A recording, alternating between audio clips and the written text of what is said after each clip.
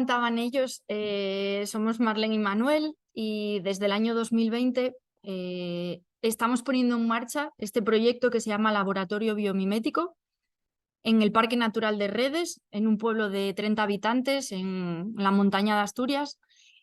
Y este proyecto, bueno, pues lo que intentamos es que sea un lugar de aprendizaje, un lugar de crear redes, conexiones con otros profesionales, con estudiantes, con investigadores, siempre fijándonos en la naturaleza y lo que representa la naturaleza en sí misma, esos valores de circularidad, de sostenibilidad, pero desde una visión también innovadora y disruptiva. Nosotros, antes de ser laboratorio biomimético, ya éramos Volumínica Estudio desde el año 2016 y lo seguimos siendo. Ya compaginamos los dos estudios o, bueno, las dos iniciativas. En Volumínica Studio, pues Manuel es diseñador gráfico y yo soy arquitecta y nosotros cuando montamos el estudio, pues también, ¿no? Siempre queríamos hacer cosas diferentes, con nuevos enfoques, fusionando la parte gráfica con la parte espacial, pero siempre teníamos de fondo, pues, otra vez lo mismo, ¿no? La sostenibilidad, valores diferentes o de intentar que en nuestro estudio llamasen a la puerta clientes que nos dejasen poner en práctica, bueno, pues todas esas ideas un poco locas que teníamos.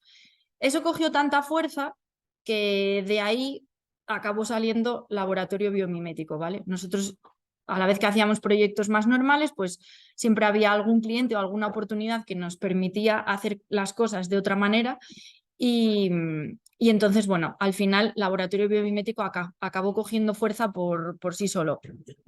Os contamos esto para que también os hagáis un poco un mapa, ¿no? De que muchas veces puedes empezar siendo una cosa y la vida te va llevando pues a otros sitios o ahora estamos muchas veces más cercanos a la biología que a referencias grandes del diseño.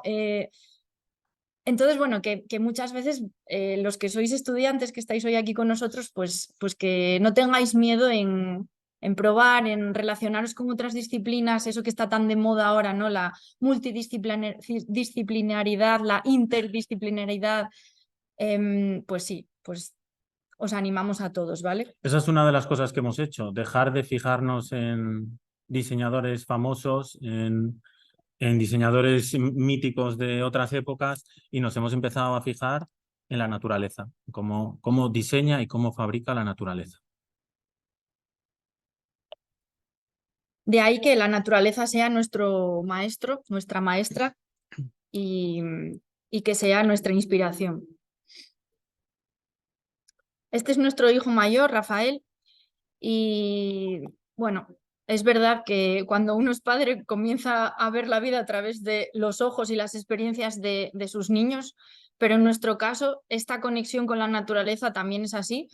Empezamos a darnos cuenta que cuando salimos acompañados de ellos empezamos a fijarnos en cosas como lo hacíamos y ya no nos acordamos cuando éramos niños, empezamos a fijarnos en todo aquello que nos rodea, desde el asombro, desde el entusiasmo, desde esa capacidad de abrir muchísimo los ojos y sorprenderte con todo, y sobre todo con esa capacidad de hacerte preguntas más que conocer la respuesta, porque los niños son una metralleta de hacer preguntas todo el rato y a veces estamos tan preocupados porque no sabemos la respuesta, pero lo interesante de salir a la naturaleza y de reconectar con la naturaleza es esa capacidad de volver a cuestionarse todo y de volver a preguntarse el porqué de todo.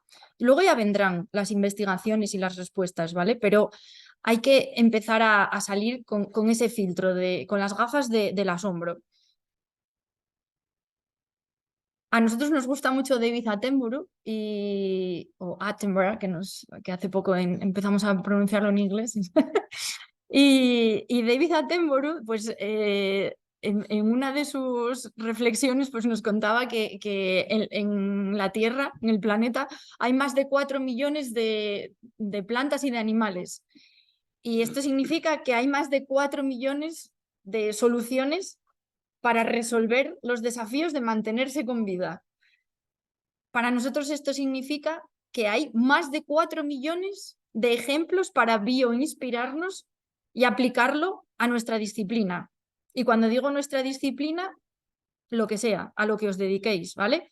Pues estas jornadas las vamos a dedicar al diseño, nosotros somos diseñadores, pero al final la naturaleza tiene la respuesta para cualquier sector. Si sois sociólogos, si sois ingenieros de telecomunicaciones, si sois médicos, lo que sea, ¿vale?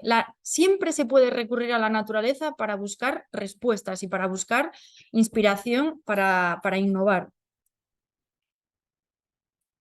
Vamos a hacer aquí un pequeño apunte para que todos salgáis sabiendo qué es la palabra biomímesis o biomimética.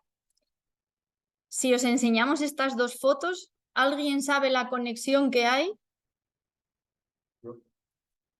Pues una vez un señor sacó a pasear al perro y vio cómo se pegaban unas pelotas con pinzos y ahí tuvo la idea de hacer, no sé cómo se llama esta cosa. Velcro. Velcro. ¿Todos conocíais esta historia? Es ya bastante famosa, ¿eh? Bueno, hay alguien que dice que no, pero efectivamente es como tú lo cuentas. Pues George de Mestral, que salía a pasear con su perro por los montes de Suiza, él ya estaba jubilado, pero era muy curioso y observaba que esas bolas con pinchos que eran, bueno, pues las semillas del cardo alpino, las bardanas también, se quedaban muy pegadas a sus pantalones de pana, a sus calcetines y al pelo del perro. Pero era un proceso que se podía despegar y luego lo podías volver a pegar.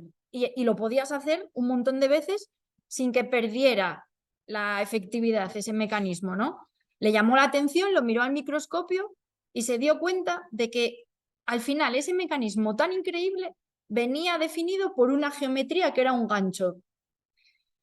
Yo no sé, supongo que aquí tendréis estas plantas del cardo. Nosotros en Asturias, en la zona de montaña, las tenemos y si os gusta ir a hacer excursiones, podéis ver que son unas plantas que por el verano son de un verde muy intenso, tienen una flor violeta y ya cuando empieza septiembre, ya cuando se va terminando el verano, se empiezan a poner marrones y lo que son esos pinchos del cardo, que son una línea recta, cuando se empiezan a secar, empiezan a curvarse y es cuando sale el gancho. Pues eso es el mecanismo que hace que se puedan quedar tan pegados a los pelos, en este caso, pues de los animales.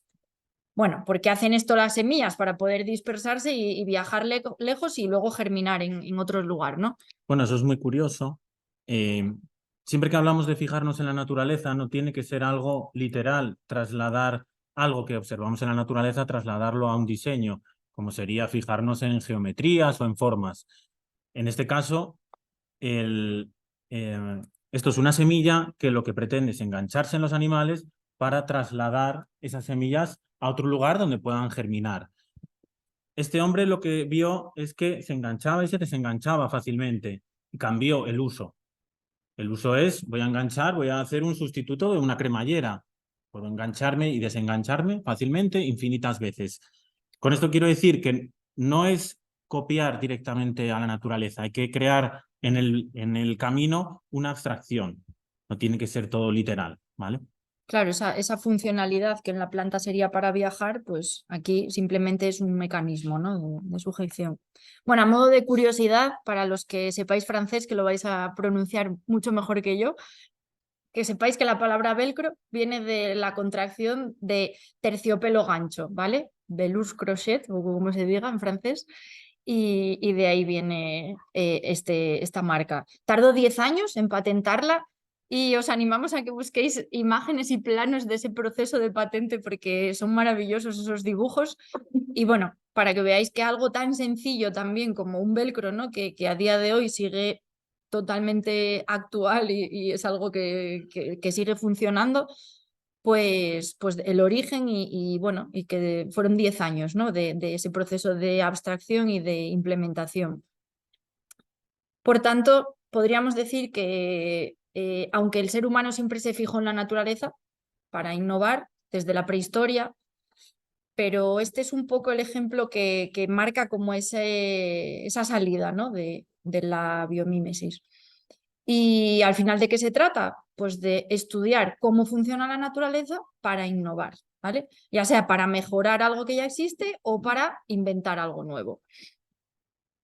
Esta es una selección de definiciones que nos gustan y nos quedamos con la del profesor Julian Vincent, que dice que es una que es una abstracción del buen diseño de la naturaleza.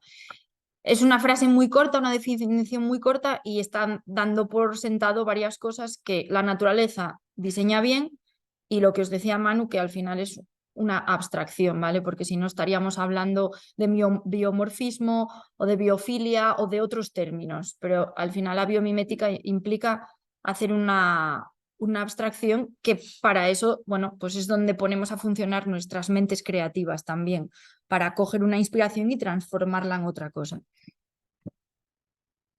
Nosotros nos fijamos en dos cosas de la naturaleza. Nos fijamos en el diseño y en los procesos de fabricación. Hoy en el taller que vamos a hacer de biomateriales vamos a poner sobre todo el foco en los procesos de fabricación. Vamos a nombrar un poco el diseño. Si nosotros nos quisiésemos parecer a la naturaleza en las formas de diseñar, habría, bueno, pues diferentes características o patrones en los que nos tendríamos que fijar. Pero de todos ellos, los que más nos gustan y con los que queremos que os quedéis hoy es con dos conceptos. El primero es que la naturaleza ajusta la forma a la función. Los que seáis diseñadores, esto ya lo lleváis escuchando seguramente de mucho tiempo, y pues en la escuela Bauhaus ya se machacaba mucho todo esto, ¿no? Vale, pues la naturaleza fue la primera que hizo que los diseños se ajusten a la función. Todo lo que veáis en la naturaleza no hay nada superfluo. ¿Por qué? Porque es un consumo de recursos, un consumo de energía, un consumo de materiales. Entonces, bueno, necesariamente se tiene que ajustar eso. Y la segunda es la adaptación al medio. ¿Vosotros pensáis que una planta de la tundra en Rusia funciona igual que una planta en Brasil? No, ¿verdad?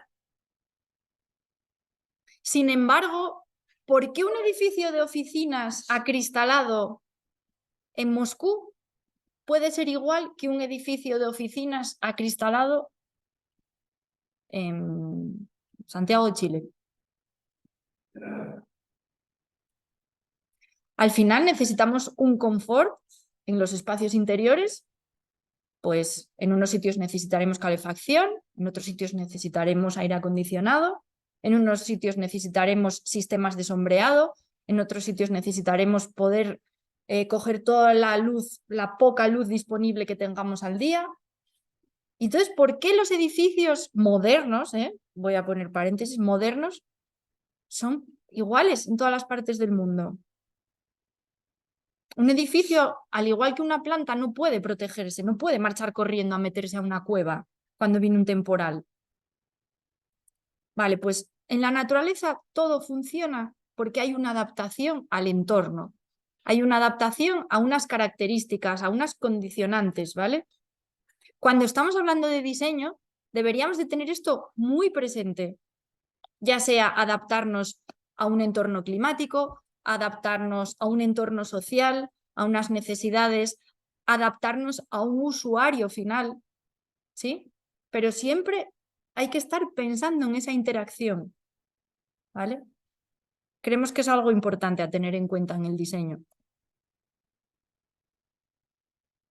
Esto es un juego que solemos hacer en nuestros paseos en la naturaleza, y aunque no sea este el objetivo de hoy, pero nos gustaba planteároslo para que cuando empecéis a hacer salidas a la naturaleza, pues os podáis fijar.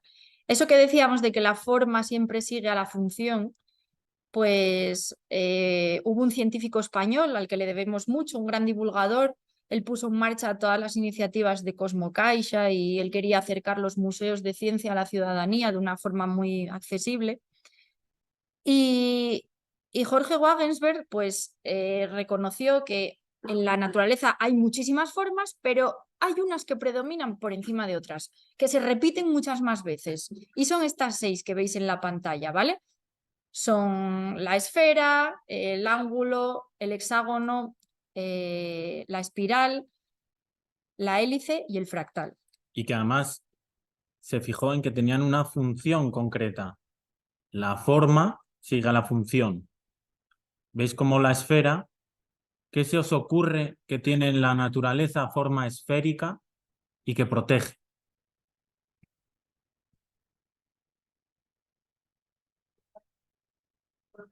Por ejemplo, hay muchos frutos, ¿no? El huevo, una manzana, están protegiendo la semilla, por ejemplo. El huevo, pues, protege a esa criatura que hay dentro. El ángulo penetra. ¿Qué puede haber en la naturaleza que tenga esta forma, con esta función? Espinas, dientes, garras.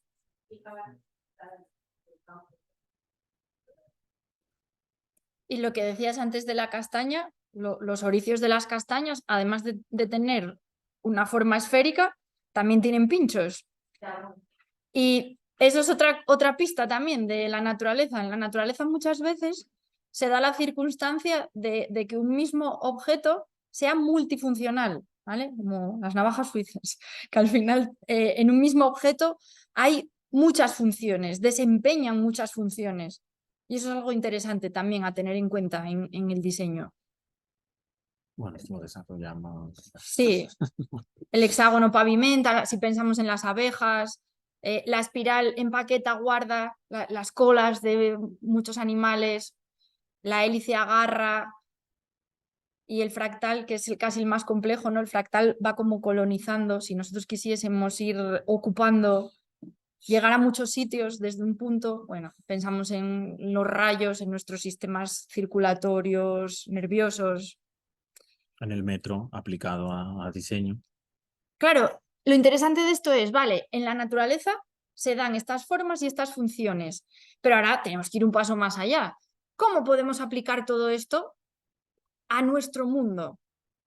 Pues podríamos volver a hacer la misma ronda, pero diciendo, ¿y qué ha hecho el ser humano, quizás sin saberlo, por intuición, fijándose en estas formas, ¿no? Pues podríamos volver y decir, pues ¿por qué los iglús son redondos y tienen esa forma esférica? ¿De qué se protegen? ¿De los osos polares? No, sí, también, pero es la forma geométrica que más tiempo tarda en perder el calor. Y al final esto es una cuestión de matemáticas y de ecuaciones, ¿vale? Bueno, pues podríamos ir así. Porque hay ciertos materiales que son los que mejor van cubriendo una superficie. Si pensamos en baldosas o pues lo mismo, porque es el mínimo perímetro para cubrir la mayor cantidad de superficie. Y así con todos los ejemplos. Entonces, bueno, esto es una reflexión para que si os gusta, pues os empecéis a fijar en vuestros paseos y en vuestras salidas, en intentar ver más allá de lo que estamos viendo, ¿no? A simple vista, y en intentar empezar a preguntarnos por qué las cosas tienen esa forma, a qué es debido, a qué responde, qué es lo que intenta resolver, ¿no? La otra gran cuestión que nos inspira son los procesos de fabricación. Nosotros no intentamos realizar nuevos materiales biomiméticos porque eso es algo muy complejo. De momento no tenemos glándulas como la araña para fabricar materiales sintéticos como la seda de araña. No estamos todavía en ese punto. Pero hay algo que nos interesa muchísimo y es que en la naturaleza las estructuras, los materiales, que son unos materiales asombrosos con superpoderes, resulta que se fabrican, funcionan y se deshacen a temperaturas ambientes, en medios acuosos, sin generar residuos tóxicos, sin corrosivos, sin contaminar, sin utilizar grandes cantidades de energía. ¿Podríamos empezar a parecernos un poco a la naturaleza a la hora de fabricar nuestros materiales? Porque seguramente hayáis escuchado en las noticias muchas veces supermateriales del futuro, que ese futuro nunca acaba de llegar, pero supermateriales que yo muchas veces soy muy crítica porque digo, vale, son materiales bioinspirados, son materiales que son la bomba, pero ¿dónde se fabrican esos materiales? ¿Cuál es el coste medioambiental, el coste de todo tipo? Y lo más importante, que nunca pensamos en ello, ¿qué va a pasar con ese material una vez que dejemos de utilizarlo? Ese objeto, lo que sea. ¿Qué planta industrial se necesita para descomponer este material? Hay que separarlo en partes. Creo que como diseñadores también es muy, muy importante que pensemos en la temporalidad en la fase cero del diseño. ¿Qué va a pasar con ese objeto cuando ya no se vaya a usar? Bueno, diferentes ejemplos. Superpegamentos que funcionan debajo del agua, el caso de los mejillones, color estructural, el color azul en la naturaleza que es muy poco común, no es un color, no es un pigmento con el que nos manchemos las manos, es un efecto óptico. Conchas marinas muy, muy resistentes y flexibles a la vez, capaces de absorber los impactos, distribución de materiales y de geometrías, las alas de la libélula, cómo está todo tan cuidado para que en una parte del ala haya más resistencia, en otra más flexibilidad. Poder fabricar con dos materiales a la vez, uno rígido y otro flexible. ¿Eso se puede hacer ya? Podríamos diseñar un sillón en el que la estructura fuese rígida, pero luego donde nos vayamos a sentar fuese blandito, y no hacer un diseño por partes y luego confeccionarlo y montarlo. ¿Podríamos diseñarlo y fabricarlo todo desde cero con dos materiales? Yo creo que sí. Geometrías que son eficientes, que resisten muchísima carga, con muy pocos apoyos. ¿Os imagináis la imagen de abajo de la izquierda? Poder hacer estructuras de edificios como esa imagen y depositar solo el material allí donde de verdad se necesita, soportar más carga. Eso es la imagen microscópica de un hueso. En los huesos hay más vacíos que rellenos. Porque claro, imaginaros que nuestras piernas son de hueso macizo. ¿Cómo la podríamos levantar para caminar? Vale, todo esto si pensamos en materiales o en organismos individuales, pero si luego pensamos en ecosistemas, ¿cómo funciona un bosque? Aquí en Segovia, en los bosques de Segovia, ¿qué día pasa el barrendero al bosque? Los miércoles van a recoger las hojas. En Asturias no pasan. Al final, si nosotros pensamos en funcionar como un ecosistema, aquí tenemos la definición de economía circular, que también...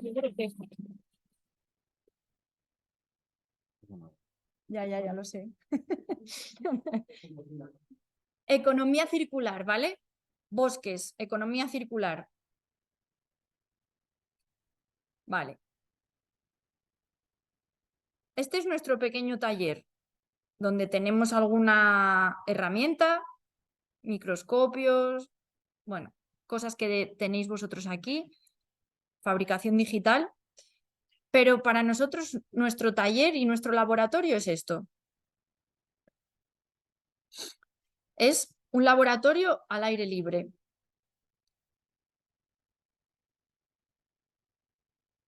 Y nosotros cada día del año tenemos la oportunidad de salir al exterior y de observar, tocar, analizar, recoger muestras en cada época del año también. Eso es importante, el paso del tiempo, ¿no?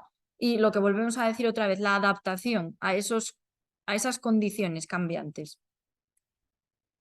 Estas son algunas de las actividades que podemos hacer de manera puntual. Veis que pueden ser diferentes, ¿no? Entre ellas, incluso este año hicimos uno de escritura de la naturaleza de este estilo. Y al final todo lo que tenga que ver con partiendo de la naturaleza, pasando por la creatividad hacia otra cosa, pues tiene cabida.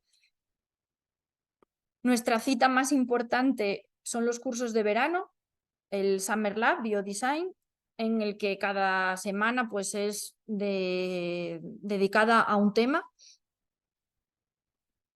Y durante estos días, pues las personas que vienen a la DINES hacemos un programa muy inmersivo y muy intensivo de reconexión con el entorno, de analizar, de estudiar en contacto directo con la naturaleza, y luego otra parte más experimental en el taller y de prototipar. Al final, los cursos que planteamos son cursos muy prácticos y todo el mundo se tiene que ir con algo en la mano. No son cursos teóricos, aunque sí que explicamos una metodología de trabajo, pero la experimentación es muy importante. Y bueno, recientemente este año también estamos poniendo en marcha un programa de aprendizaje específico para educadores y para familias, para reconectar a los niños pues con la naturaleza, pero desde un punto de vista científico y creativo y artístico.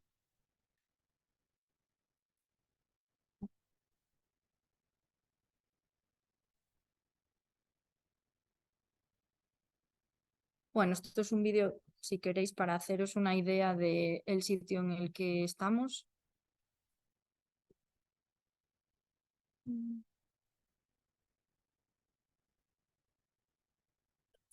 No.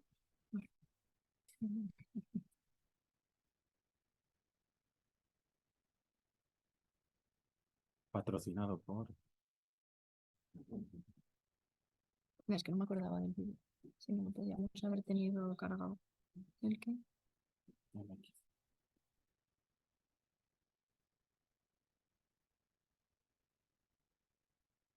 Bueno, si no da igual. Hotlet es un software de gestión en la nube óptimo para pequeñas empresas, fácil de implementar y a un coste accesible. Funciona como un RP con el que puedes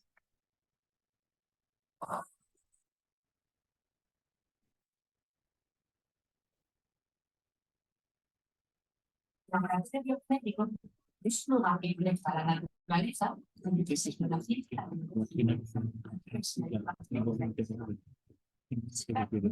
Para aprender a diseñar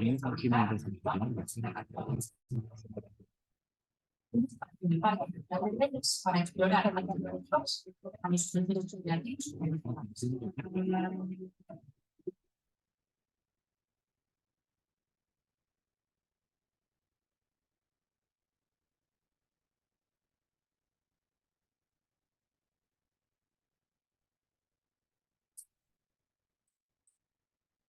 La biología va un paso más allá de la biología. La biología que hace es estudiar las características y funciones de los organismos.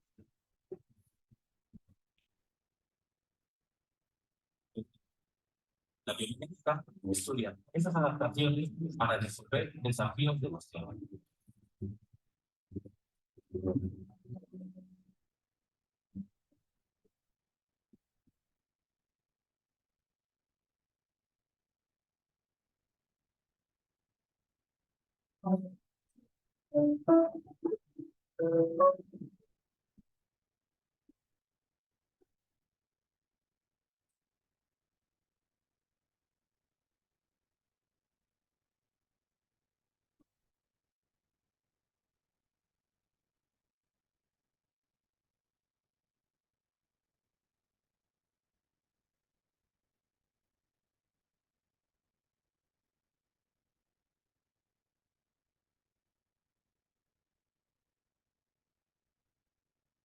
Vale, entonces creemos que ha llegado el momento de que salgamos de los estudios de diseño de... Uy, No tenemos mucho tiempo. perdonad. Haremos un viaje cósmico para encontrar la estrella más grande de todo el universo.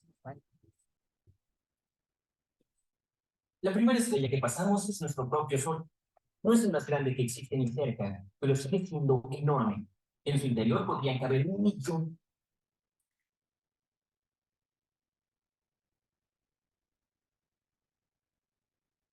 Bueno, que chicos, chicas, hay que salir de los estudios de diseño, ¿vale? Y lo que os decíamos antes, empezar a relacionaros con gente de otras disciplinas, con químicos, biotecnólogos, biólogos, no sé, astrofísicos, lo que queráis, pero es muy interesante que lo empecéis a hacer y perder el miedo, ¿no?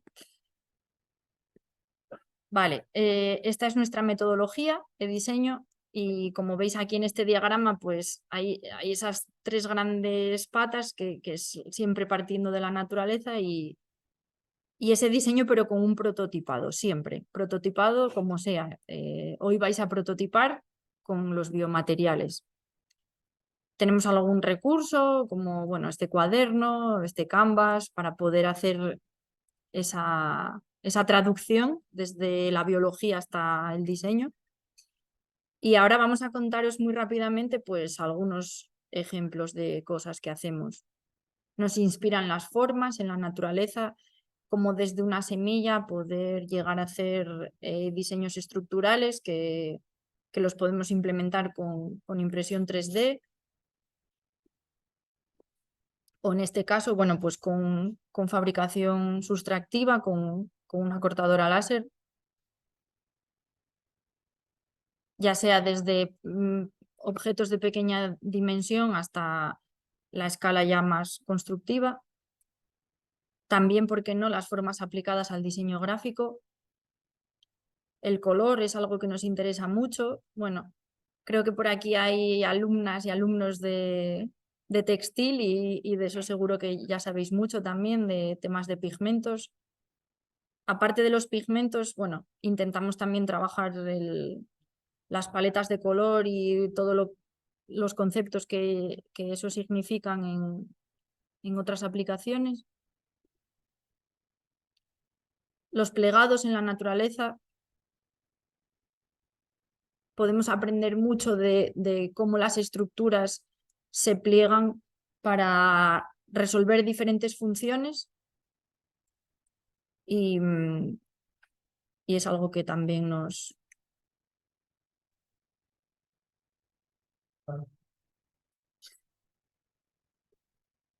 Vale, mecanismos dinámicos. Cómo en la naturaleza hay ciertos organismos, generalmente vegetales, que son capaces de responder a cambios de manera muy rápida y que los podemos observar a simple vista, ya sea porque hay un aumento de temperatura o de humedad o cambios en parámetros ambientales, ¿no? En el caso de la foto de abajo de la izquierda es debido al fuego. Esas son unas cápsulas que se abren una vez que pasa el fuego y entonces la planta aprovecha a echar sus semillas y germinan en el suelo que está arrasado por el incendio. Las piñas, la imagen que hay al lado, las piñas de las coníferas. ¿Vosotros sabéis por qué las piñas se abren y se cierran?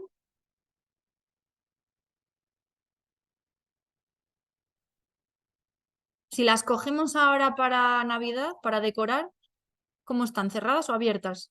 Si vamos a hacer una excursión por el monte y cogemos una piña, ¿cómo está? ¿Cerrada o abierta? Cerrada. ¿Todo el mundo dice cerrada? No.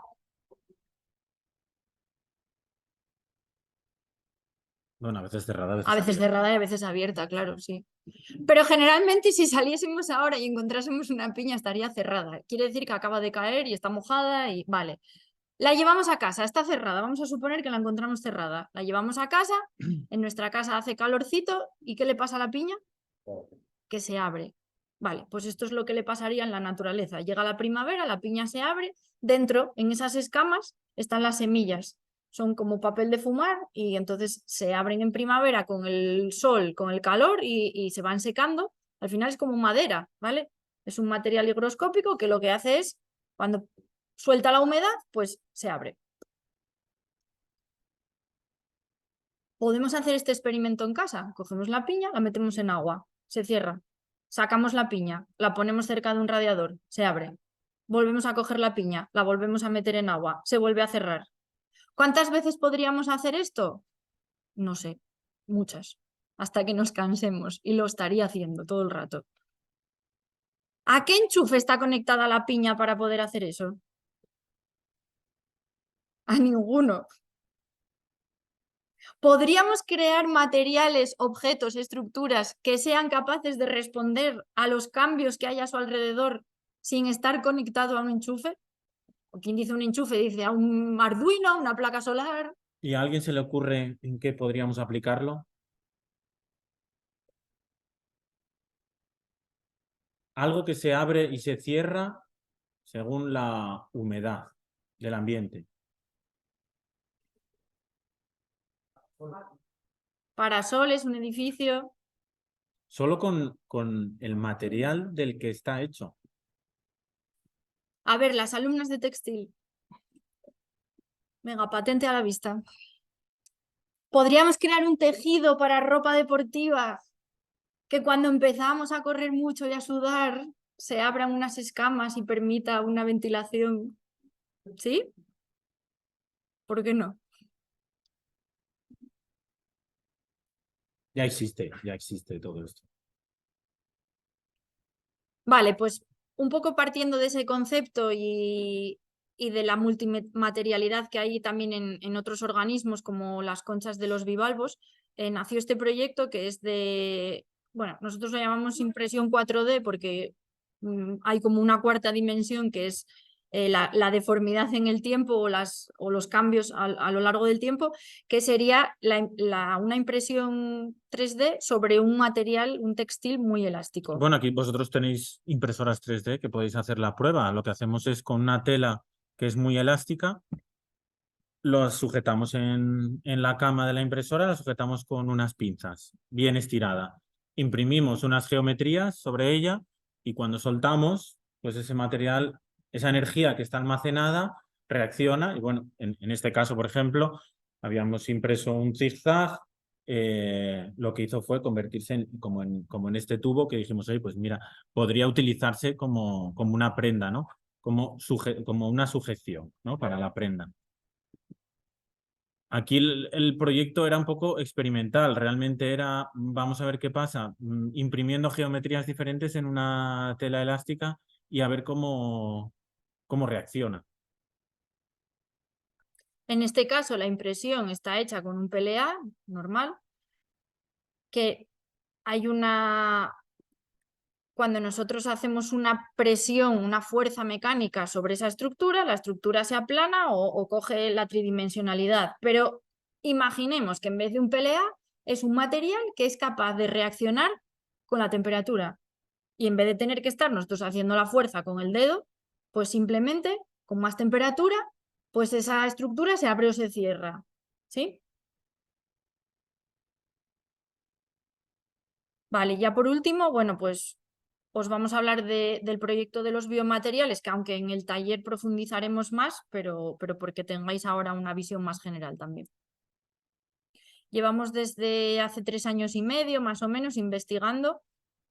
La verdad que nos parecía algo mágico que en la cocina de nuestra casa pudiésemos crear nuevos materiales y pensamos que es una revolución.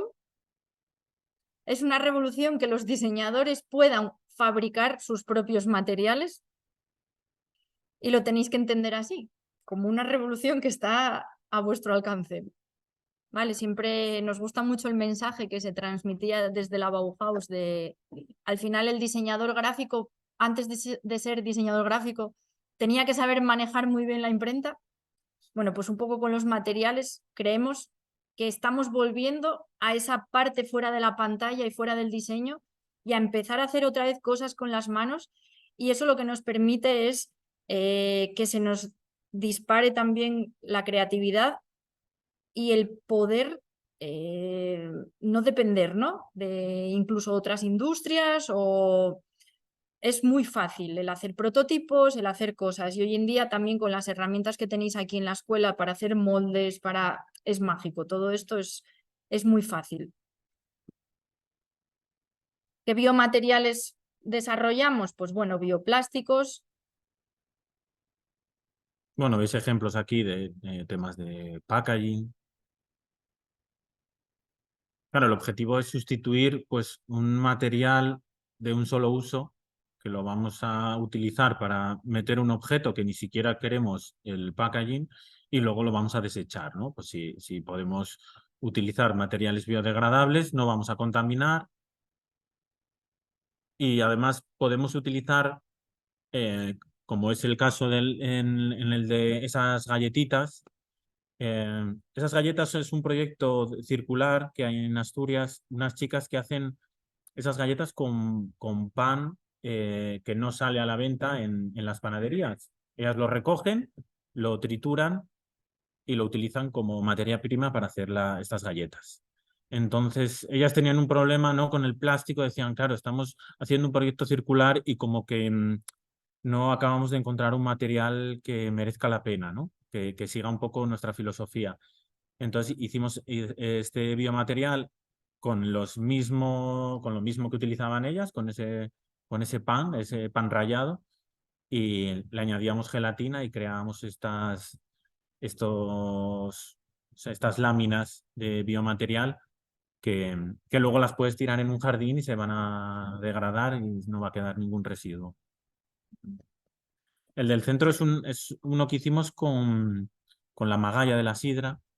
La magalla es el residuo, es la manzana. Una vez, bueno, en Asturias hacemos sidra, cuando aplastamos la manzana sale ese zumo es el que se mete en las barricas y es de donde sale la sidra.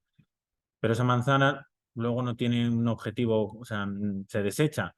Hay veces que se utiliza para abonar, otras veces para dárselo a los animales, pero no es un recurso que pueda volver a introducirse en la misma industria, por ejemplo, ¿no?, de la sidra. Entonces nosotros estamos haciendo ahora un proyecto en el que estamos experimentando cómo podemos volver a reintroducir ese residuo en la propia industria de la sidra, en forma de etiqueta, en forma de cajas. Estamos viendo un poco cómo lo podemos aplicar. Hay ciertos residuos que son fibrosos, por ejemplo, las mondas de los plátanos, ¿vale? Pues es un material que tiene mucha fibra. Pues es interesante para realizar biotextiles. Ese bolso está hecho con plátano. Cáscara de castaña, que es un residuo que tenemos mucho por el norte. Algas, el de abajo del centro, esos son algas que recogimos en la playa, las trituramos y las aglutinamos con agar-agar, que también es otro alga. Pozos de café. Biocerámicas. Cuando nosotros decimos este concepto, ¿no?, que nos encanta a veces poner palabras y nombres a todo, con biocerámicas, ¿qué intentamos representar con este nombre? Bueno, pues es un proceso que se parece mucho, su textura o su acabado final se puede parecer a una cerámica, pero en el proceso pues nos evitamos, por ejemplo, el horneado. Aquí es cuando os acordáis que os decíamos procesos que se asemejen un poco a la naturaleza y se secan a temperatura ambiente. Y luego vais a poder tocar cosas y vais a ver pues la dureza y resistencia. Incluso pues unos amigos que se dedican a hacer baldosa hidráulica también experimentaron con el uso de cáscaras de huevo y al final pues la resistencia era la misma que les podía ofrecer la marmolina, ¿vale? Nosotros para hacer los materiales vamos a usar hornillos, vamos a llegar pues a 80, 90 grados, eso es lo que vamos a usar, ¿no? Para hornear cerámica pues tienes que llegar a 800, 900, 1000 grados.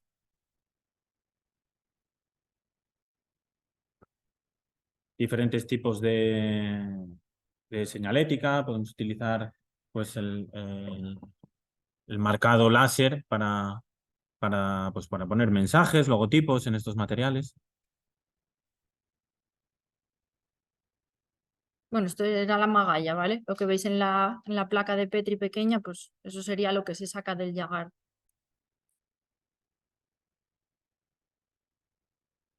Bueno, nos interesa mucho que ahora también, ¿no?, se empieza a oír y a mencionar mucho esa conexión con el territorio, pero realmente, bueno, pues la circularidad tiene que partir de conocer lo que tenemos a nuestro alrededor, Nosotros en Asturias, pues puede que nos parezca interesante los huesos de aceituna, pero olivos en Asturias pocos. Entonces creemos que no tiene mucho sentido ir a recoger o que nos envíen huesos de aceituna, ¿vale? Vamos a intentar fijarnos un poco en qué materias primas, qué industrias hay a nuestro alrededor, qué productos locales tenemos, que le podemos ofrecer un valor añadido, en este caso al castaño. Nosotros precisamente en Ladines vivimos en una zona con mucha tradición y mucha historia de bosque de castaño, que desgraciadamente pues está cada vez más en desuso y más descuidado y más enfermo, y sería pues maravilloso, ¿no? Poder rescatar y aportar nuestro granito de arena a darle valor a algo tan conectado con nuestra cultura. ¿Qué tenéis en Segovia que se pueda utilizar? ¿Un residuo agroalimentario? Cochinillo, podríamos hacer gelatina ahí o algo así. ¿El qué? La lana. La lana. Mira, con lana, traemos lana, vamos a poder hacer algo también con lana. Sí, porque además la lana es costosa de trabajar y muchas veces deshacerse de ella es complicado. Sí, Sí, sí, porque es ignífuga, es todo. se entierra, muchas veces se entierra y ya está. Y luego también que de esto sabéis vosotros mucho más que nosotros, pero del tema de la artesanía y de las técnicas artesanales de hacer y de fabricar, que es algo que nos interesa mucho, que todos esos maneras de hacer cosas, ¿no? Con las manos, con qué pasa con el último señor que sabía la técnica de cómo hacer una cosa muy específica. Bueno, pues en Asturias, por ejemplo, tenemos un caso que son las rederas de pesca, que claro, es un oficio que está destinado a desaparecer, pero está destinado a desaparecer quizás ese oficio tal y como se vino haciendo hasta ahora para esa funcionalidad o ese objetivo final. Pero no significa que tengamos que dejar morir ese conocimiento y ese saber hacer. Entonces, si nosotros podemos aprender todo de tanta sabiduría, de tanta tradición y poder innovar y llevárnoslo a nuestro tiempo y con nuestros materiales y con nuestras nuevas aplicaciones, pues eso también yo creo que al igual que tenemos que saber qué hay en nuestro territorio de materias primas y de industrias, es importantísimo saber qué hacer, qué haceres, qué tradiciones y qué artesanías hay también, ¿vale? Bueno, este es un proyecto bastante emocionante que nos encargaron para el año pasado en la Fundación Princesa de Asturias. Tienen en Oviedo, pues hacen como dedicado a las personas que se van a llevar un premio, hacen en la antigua fábrica de armas, que son unas naves enormes como esta, por ejemplo, que medía 100 metros de largo. Tratan de que invitan artistas para que hagan una representación con una temática orientada a esos premiados, ¿no? Entonces, el año pasado premiaban a Ellen MacArthur, a la Fundación Ellen MacArthur, que como sabéis, pues está haciendo mucho por la economía circular, sobre todo en el sector textil, y nos invitaron a que participáramos con el tema de los materiales, ¿no? Entonces, bueno, hicimos toda una composición con... Aquí está, bueno. Estas son unas monjas que estaban flipando con las cosas de... Bueno, una cosa prohibida que tienen, ¿no? Como la evolución, ¿no? De la naturaleza y demás. Ellas dicen, no, como son creacionistas, ¿no? Todo esto no va con ellas. Bueno, lo que hicimos pues fue crear materiales y luego invitábamos a artesanos asturianos a que hicieran piezas con nuestros materiales, ¿no?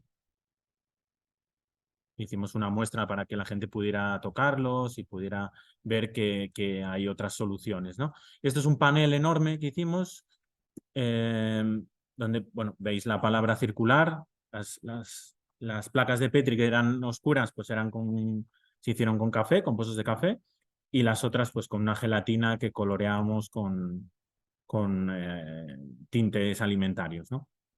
La idea era hacer unos talleres, como un poco parecido, pero una versión muchísimo más sencilla de lo que vamos a hacer hoy, para que la gente viera que puede crear materiales en su propia cocina, que no es difícil.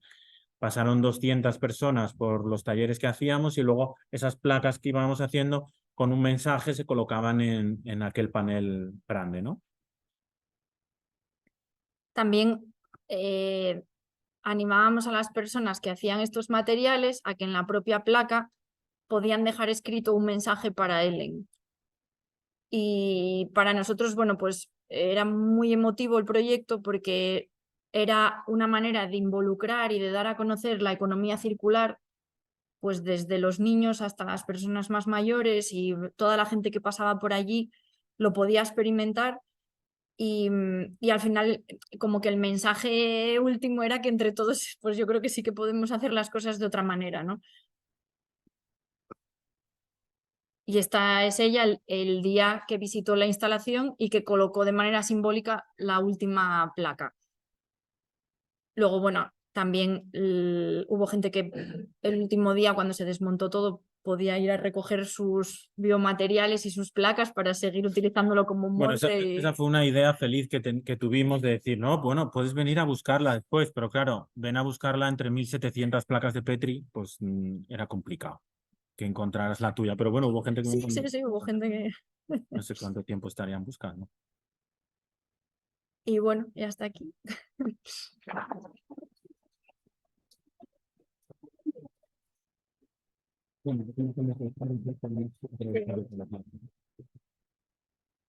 Bueno, ahora creo que hay descanso, ¿no? Sí. Primero vamos a ver si hay una pregunta.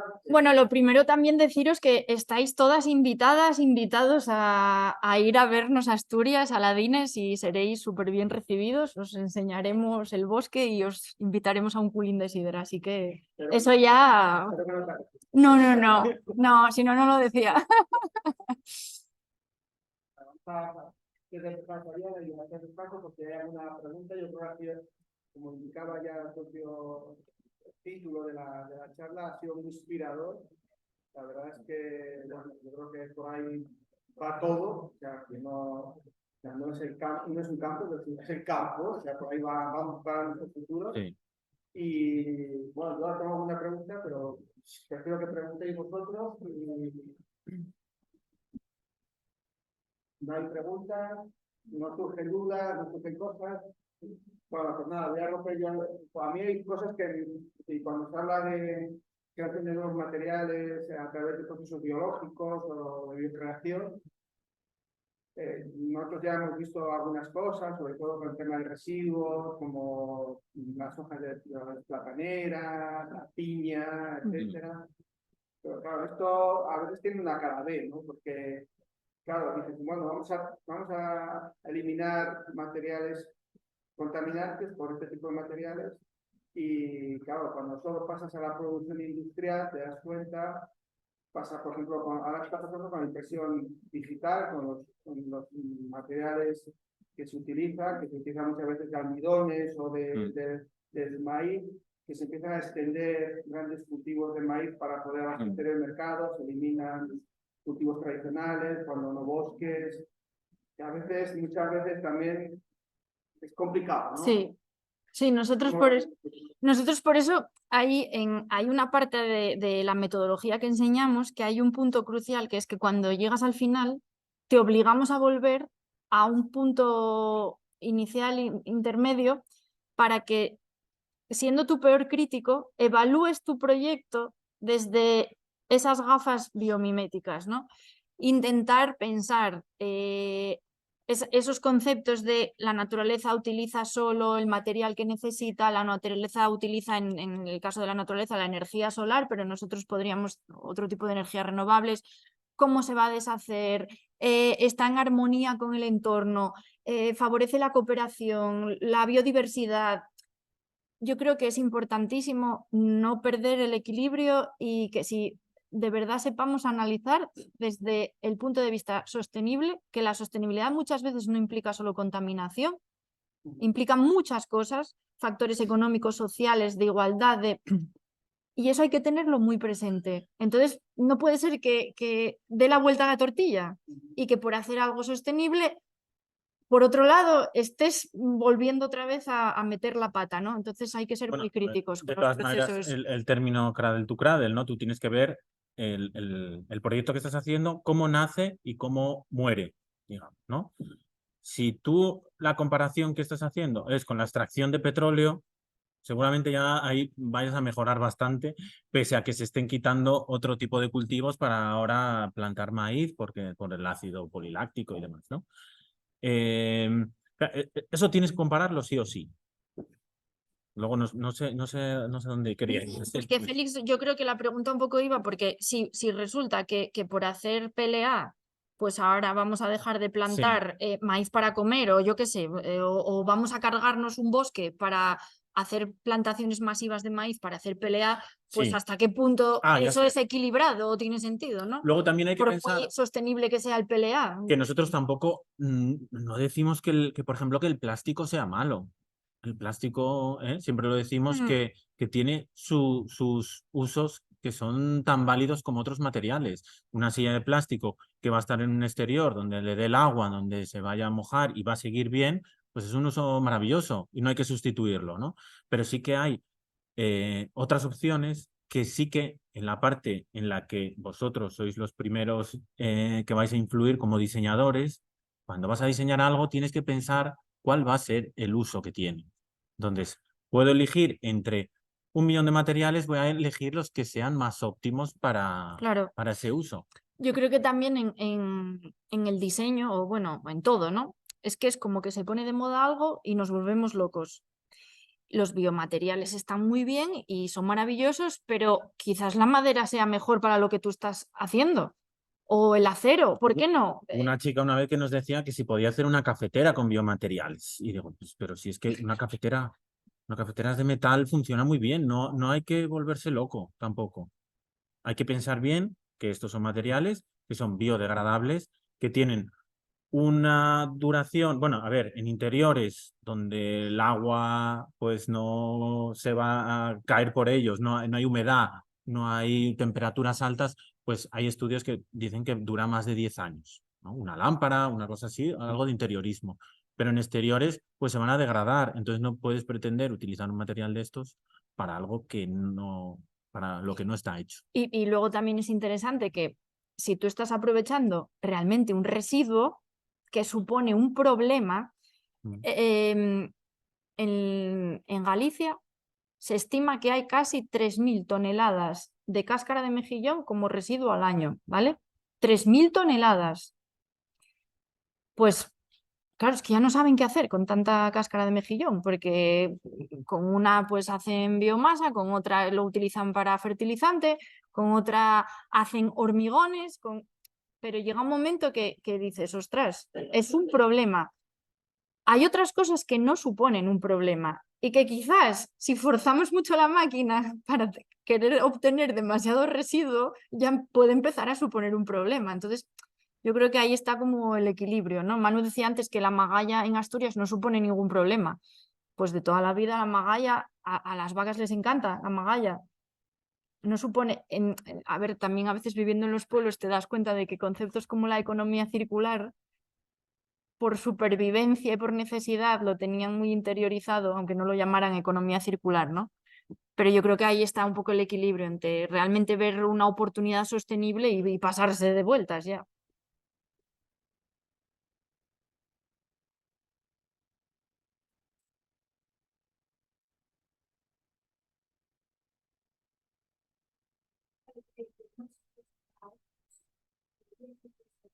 Bueno, yo creo que de los errores es de lo que más se aprende siempre. Constantemente, ¿no? Ahora mismo el tema de los materiales es como un ensayo y error, o sea, constantemente nos estamos equivocando, pero constantemente estamos investigando. Además, pues ahora, tema de biomateriales, investigamos en cómo se hacen los cueros, cómo se tratan, todo, cómo se hace un panel de madera, de serrín de madera, pues tienes que ir investigando en todos los ámbitos que se puedan parecer al producto final que tú quieres desarrollar.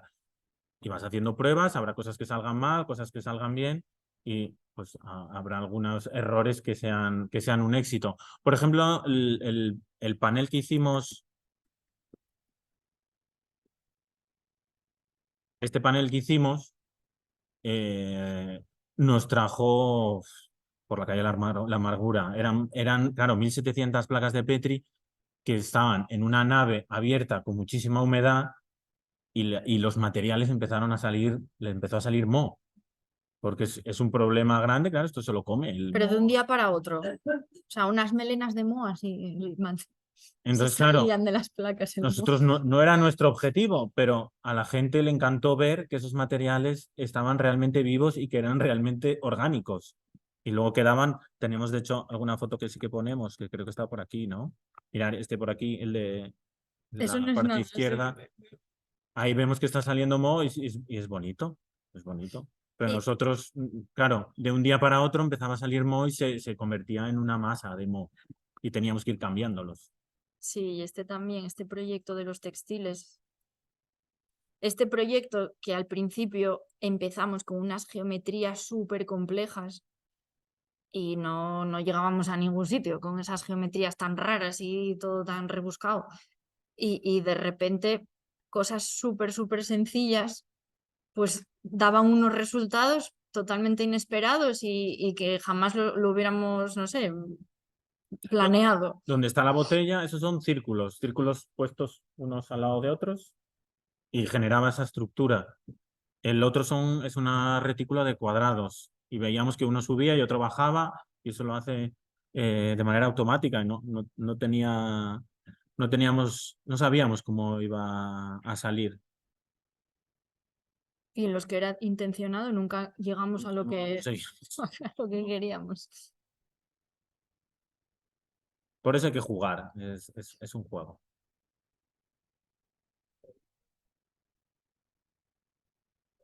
A mí se me ocurren muchas cosas, pero bueno, necesito ahora mismo publicar temas de resistencias mecánicas, que queda mucho por investigar, ¿no? De resistencias medioambientales. Claro, eso ahora nos vamos a meter en un proyecto europeo donde hay que analizar y hay que caracterizar los materiales. Vamos a empezar por la cáscara de castaña, que ahí tenemos parece que funciona bastante bien. Y bueno, vamos a verlo porque luego hay que compararlo con otros. Si queremos compararlo con un corcho, pues tenemos que ver si realmente es mejor, si va a ser más barato fabricarlo. Entonces hay que analizarlo. Pero ahí ya entra un mundo un poco más complejo que de momento vosotros lo que tenéis que hacer es probar y jugar y ya está. Y al final, una cosa que decía es que es lo que siempre ha pasado en los sitios artesanos, ¿no? Que en función y forma, estaba pensando cuando he dicho los alfareros, ¿no? Sí. La alfarería tradicional no se entiende en función sin forma, ¿no? Forma sin función, ¿no? Dedicar cosas, no sobra nada, no es un diseño depurado a través de siglos en el uso, ¿no? Que al final se trata de economizar todos los medios, la fabricación y el mayor rendimiento en el uso, ¿no? Yo creo que ahí siempre hemos estado, que es un poco volver al origen, ¿no? La multidisciplinaridad también, la ciencia, de la que no sé por qué nos quisieron separar, que la gente que nos dedicamos a los estudios artísticos, para que las ciencias y letras o artes, creatividad, pues, siempre hemos estado, ¿no? Una vuelta a ese origen, ¿no? del saber hacer con la investigación y la ciencia. Antes existía la figura del naturalista. El naturalista iba a la naturaleza y dibujaba. Y tenía que dibujar exactamente cómo veía una planta para luego trasladar esa información a sus compañeros. Entonces, iba totalmente vinculada el arte y la ciencia. Pero se ha ido perdiendo, sí, se ha ido separando.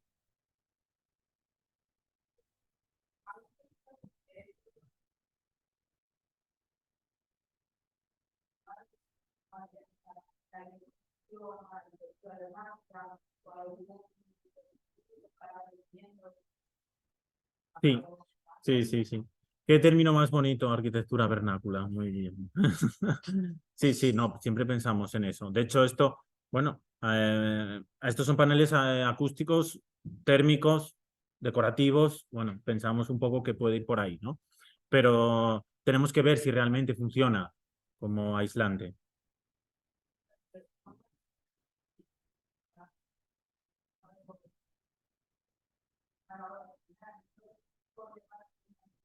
Sí. Sí. Sí.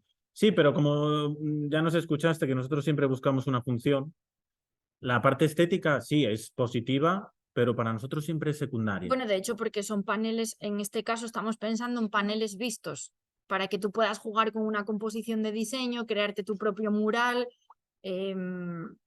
Claro, no son unos paneles para meter en una cámara que luego se va a cerrar con un bloque y va a quedar oculto, no, son cosas que estamos pensando en revestimientos de superficies que se van a ver, ¿no?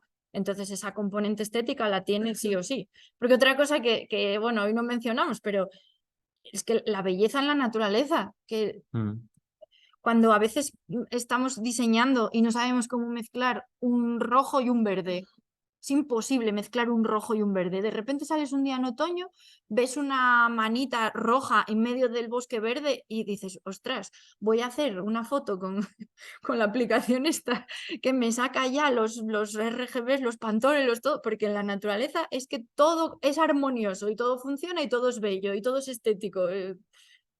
Pues sí, eso se da por hecho, ¿no? A veces un poco que la estética también está. No sé si hemos contestado a tu pregunta realmente.